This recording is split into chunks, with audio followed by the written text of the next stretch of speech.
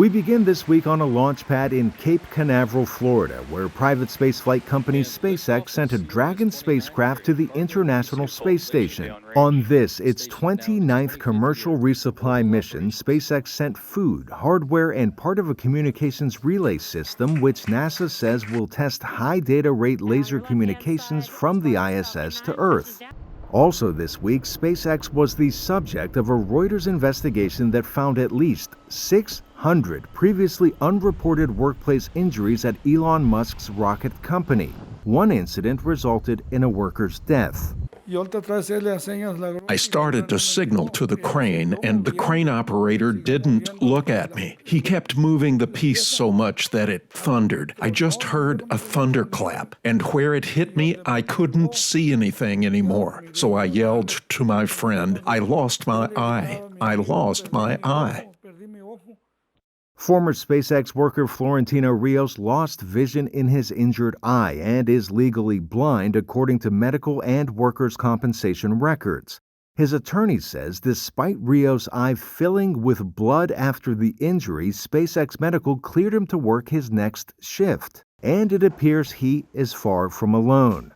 Through government accounting and interviews, Reuters found that since 2014, SpaceX workers have suffered fractured skulls, crushed limbs, amputations, and one death.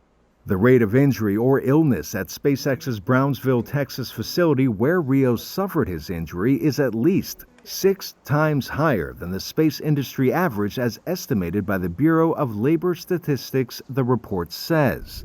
Since 2016, the Occupational Safety and Health Administration, or OSHA, required companies to report total annual injuries. Throughout most of those years, SpaceX failed to fully report injuries according to the Reuters investigation. The space company declined to comment on the Reuters probe.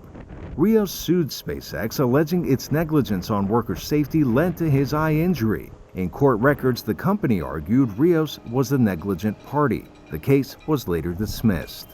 Finally this week, we bid farewell to NASA astronaut and commander of the first Apollo mission to the moon, Frank Borman. In 1968, Borman and 2 crewmates circled the moon 10 times, setting the stage for the moon landing the next year.